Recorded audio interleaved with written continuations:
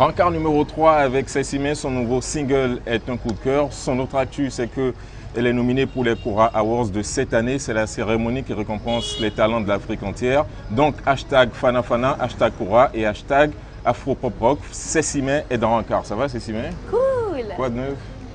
Ben, je suis là, je vais bien. Génial.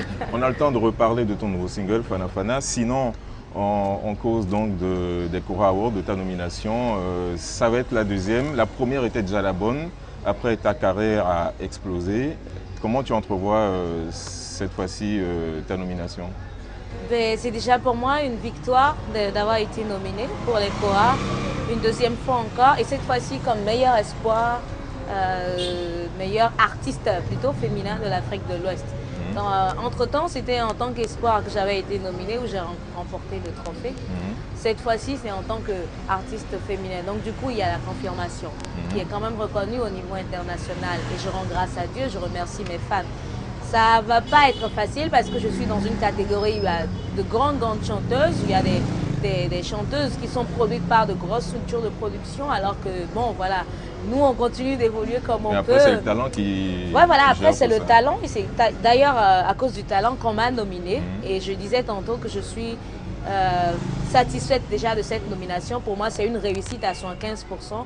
Et maintenant, le reste du jeu ou du travail se fera avec les fans qui doivent voter massivement pour que ça passe.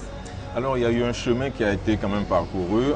Depuis la petite Christelle qui a gagné Star Promo, à aujourd'hui la Cécimé qui est Star Continentale. Comment tu as géré ce parcours-là? Je sais pas, c'est très posément en tout cas. Au départ, je titubais beaucoup, je cherchais mes repères quand j'ai commencé. Et on m'a souvent comparé à grande dame Angélique Kidjo. Donc de Christelle à Cécimé, c'est un long parcours. C'est pratiquement 8 à 9 ans d'expérience. Et aujourd'hui, c'est une maturité qui n'est quand même pas encore au summum, qui continue de définir les contours de la sagesse musicale et de la parfaite explosion pour me sentir dans la magnificence de mon art. Wow. Donc après, tu n'as pas arrêté depuis des années d'enchaîner des singles.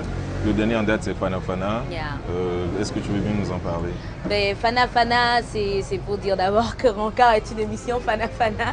Et quand je dis ça, tu comprends déjà que Fanafana, c'est une expression pour dire que c'est nickel, c'est propre, c'est checké, comme on aime bien le dire à Cotonou.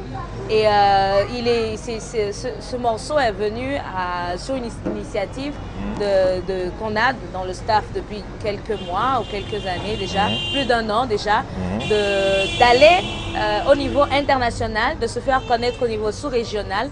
On a commencé avec Lomé, où on a fait Yayaye avec la chanteuse togolaise Almok. Aujourd'hui, on s'est tourné vers la Côte d'Ivoire, qui est un carrefour super important dans le showbiz africain. Donc du coup, avec un jeune acteur culturel du Bénin, Alvira Lao, on a contacté la team de Rico Amage et on s'est déplacés tous sur Abidjan pour travailler en studio, dans le studio Boss Playa.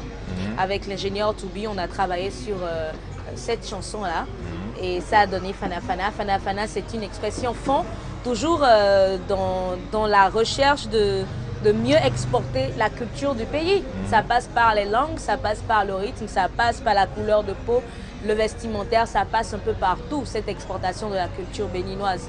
Donc Fanafana, c'est pour dire nickel, checké. Et le clip a été tourné également à Abidjan, sur la belle plage de Assini. Et je pense que c'est ça qui fait rêver aujourd'hui, parce que c'est vrai que sans Mac, de la structure Royale, a fait un super beau travail, parlant de la qualité, de la résolution de l'image pour le clip. Mais il faut dire également que le décor qu'on a aussi en Afrique, qui n'est pas forcément la case ou la terre rouge, mais qu'on a de belles plages dont les Européens ou les Occidentaux rêvent en venant également en Afrique. On a ces plages-là que nous avons exploitées dans la vidéo de Fanafana. Voilà pour la petite histoire. C'est devenu aujourd'hui un concept et tout le monde dit je suis Fanafana, je suis très bien, je suis pro, je suis super bien habillée, je suis beau, je suis belle. Voilà, c'est la Fanafana attitude.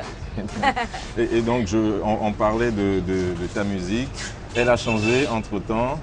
Tu faisais au départ un R&B basique. Aujourd'hui, ta musique elle est un peu plus identitaire, un peu plus profonde. Pourquoi tu as réussi à... Comment tu as réussi déjà à faire cette transition et pourquoi tu l'as faite?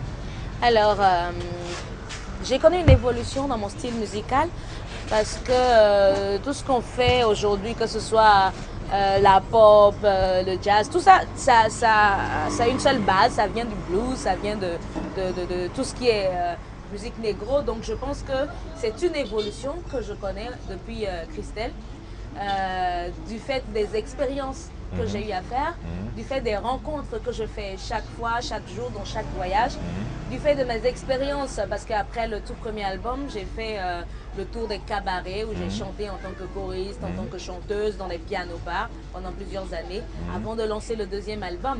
Donc fort de ces expériences-là, j'ai lancé cet album-là avec une teinte culturelle, très world music, très afro, qui fait un sérieux, super mariage, un mariage pas mal entre la musique moderne et la musique traditionnelle.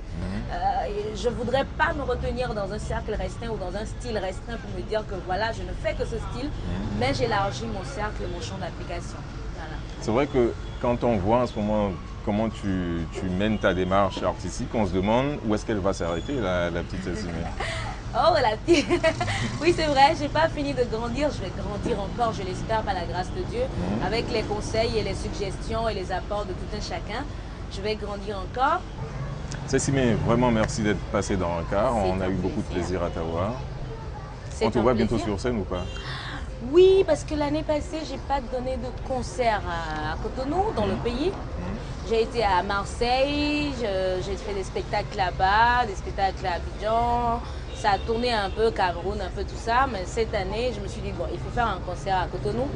Donc, c'est un projet, on est en train d'aborder la phase de finalisation, ça va être connu.